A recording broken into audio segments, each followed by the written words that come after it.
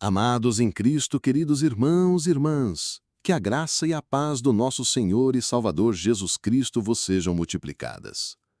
Hoje, com a alma pesarosa, mas o coração inflamado pelo Espírito Santo de Deus, desejo confrontar uma das mais árduas, mais dolorosas e mais penetrantes perguntas que ecoam nos recantos da alma crente, que atormentam as mentes e afligem os corações de muitos que se dizem de Deus. Por que Deus não responde? A verdade que poucos cristãos ousam ouvir.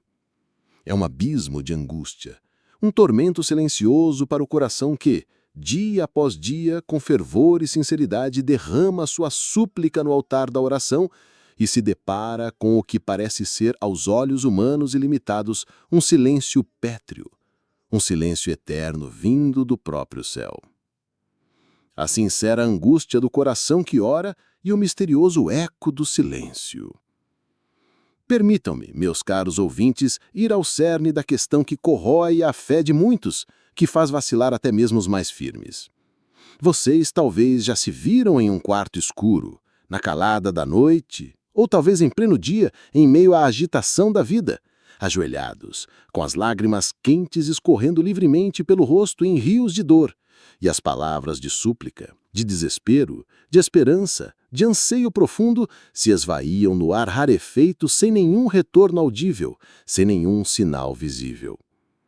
Pensem comigo nos cenários que trazem essa angústia. Aquele diagnóstico devastador que abala as estruturas da família, prometendo dor e incerteza. A crise financeira que aperta a garganta como um laço, sufocando a esperança e ameaçando a subsistência. O filho desviado que vagou para longe do aprisco da fé e da moralidade, trilhando caminhos de perdição e cujo retorno é clamado com gemidos inaudíveis. A solidão profunda que gela os ossos em meio à multidão, mesmo dentro da própria igreja ou da família. Uma solidão que parece não ter fim. A batalha interna incessante contra um pecado persistente, um vício que se apega à alma como um parasita e do qual, por mais que se lute, não se consegue libertar. Vocês oraram. Ah, como oraram! Com a fé mais fervorosa que podiam reunir, com a sinceridade mais pungente, com gemidos inexprimíveis, com a convicção que lhes foi ensinada de que Deus ouve, de que Ele se importa.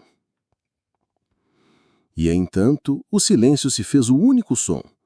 O céu pareceu de bronze, impenetrável e indiferente, e a resposta esperada nunca veio, pelo menos não da forma que imaginavam, nem no tempo que desejavam. A oração se tornou um monólogo unilateral, uma voz gritando no deserto, um eco que retorna sem resposta. Não vos culpo por essa angústia, por esse questionamento que nasce da profundidade de uma fé que, apesar de tudo, busca desesperadamente entender os caminhos de um Deus que se revela em sua palavra, mas que, por vezes, parece ocultar a sua face, ou pior, fechar os seus ouvidos ao clamor de seus próprios filhos. O mistério do silêncio de Deus é, sem dúvida, uma das maiores provações da fé, capaz de levar almas fortes ao fio do desespero se não for corretamente compreendido à luz da verdade divina. Mas, meus amados, antes de prosseguir com a revelação das profundas razões para o aparente silêncio divino, permitam-me desmascarar uma premissa fundamentalmente falha que reside, talvez inconscientemente, em muitos corações, inclusive nos de crentes que se consideram sinceros e dedicados.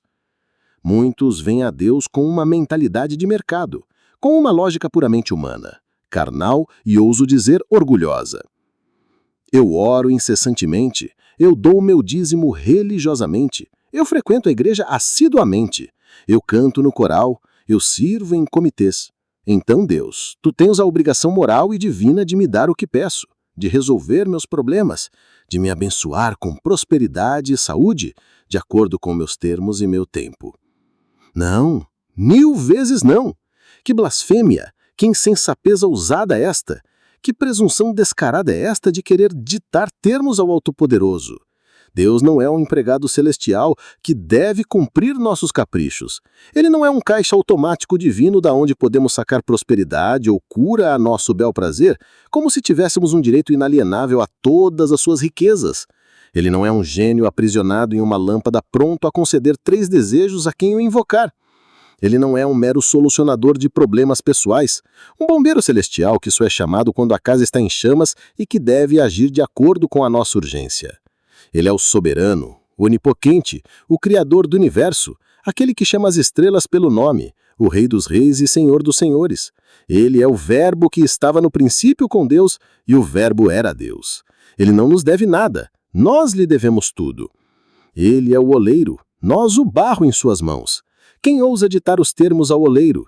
Quem tem o direito de questionar a obra do Criador? Quem pode dizer ao artifício: que fazes? Isaías 45:9.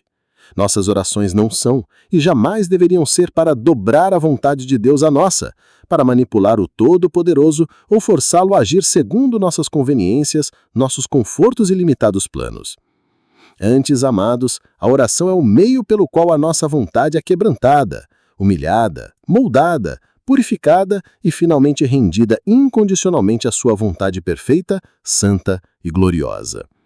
A oração é o ato de submissão suprema de um coração dependente, não a exigência arrogante de uma alma autossuficiente. É o alinhamento da nossa alma com os propósitos eternos do Altíssimo, não para que ele se alinhe com nossos desejos passageiros e muitas vezes tolos. Entender e internalizar esta verdade é o primeiro e mais crucial passo para compreender o que o silêncio de Deus realmente significa. Ele não está em silêncio por desinteresse, por ignorância ou por falta de poder. Ele está em silêncio porque espera nossa submissão, nossa dependência e, acima de tudo, a nossa compreensão de quem ele verdadeiramente é. A primeira grande verdade ignorada: ele já respondeu na cruz. Agora, permitam-me, meus amados, com a autoridade da Palavra de Deus e a unção do Espírito Santo, soltar uma bomba de verdade, uma revelação que deve explodir em vossos corações como um trovão de esperança e gratidão, dissipando toda a nuvem de dúvida e frustração. A primeira e mais poderosa resposta de Deus à humanidade caída, à nossa miséria intrínseca, à nossa perdição irremediável, à nossa completa e abjeta incapacidade de nos salvarmos a nós mesmos, já foi dada. E ela não veio em forma de palavras audíveis, murmuradas em nossos ouvidos ou de sinais flamantes escritos em nuvens no céu. Não, ela veio em carne, sangue e sacrifício. Deus respondeu em Jesus Cristo. Oh, pensem comigo, meus irmãos, na cena do Calvário. Ali, pendurado naquela cruz rústica, entre o céu ofendido e a terra pecaminosa, pregado por mãos cruéis, sangrando até a última gota do seu sangue precioso, agonizando em uma dor indescritível, morrendo por pecadores miseráveis como eu e vocês, ali estava a maior e mais completa resposta de Deus à nossa condição de pecadores perdidos. Aquela cruz, meus caros, não era um símbolo de derrota, mas a apoteose da vitória divina. Era a resposta para a nossa escravidão ao pecado, para a condenação eterna que pairava sobre a nossa cabeça como uma espada afiada. A resposta para o nosso pecado, para a maldição que havia sobre a humanidade, não foi uma voz do céu pedindo para pararmos de pecar, mas o sacrifício perfeito, vicarial, substitutivo do seu próprio Filho, o Cordeiro de Deus que tira o pecado do mundo. Porque Deus amou o mundo de tal maneira que deu seu Filho unigênito, para que todo aquele que nele crê não pereça, mas tenha a vida eterna. João 3,16. Isso, amados, é a resposta de Deus.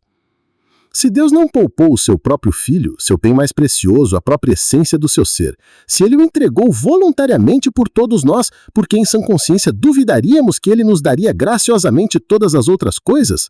Romanos 8,32.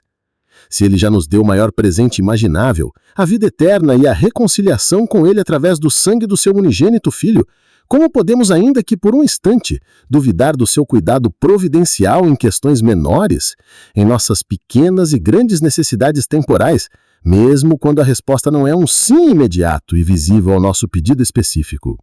A oração se tornou um monólogo unilateral, uma voz gritando no deserto, um eco que retorna sem resposta. Não vos culpo por essa angústia, por esse questionamento que nasce da profundidade de uma fé que, apesar de tudo, busca desesperadamente entender os caminhos de um Deus que se revela em sua palavra, mas que, por vezes, parece ocultar a sua face, ou pior, fechar os seus ouvidos ao clamor de seus próprios filhos.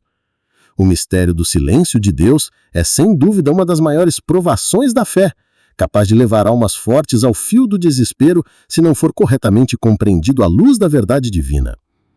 Mas, meus amados, antes de prosseguir com a revelação das profundas razões para o aparente silêncio divino, permitam-me desmascarar uma premissa fundamentalmente falha em muitos corações, inclusive nos de crentes que se consideram sinceros e dedicados. Muitos veem a Deus com uma mentalidade de mercado, com uma lógica puramente humana, carnal e, ouso dizer, orgulhosa. Eu oro incessantemente, eu dou meu dízimo religiosamente. Eu frequento a igreja assiduamente, eu canto no coral, eu sirvo em comitês. Então, Deus, tu tens a obrigação moral e divina de me dar o que peço, de resolver meus problemas, de me abençoar com prosperidade e saúde, de acordo com meus termos e meu tempo. Não, 1000 vezes não. Que blasfêmia, que insensatez ousada é esta? Que presunção descarada é esta de querer ditar termos ao Alto-Poderoso? Deus não é um empregado celestial que deve cumprir nossos caprichos.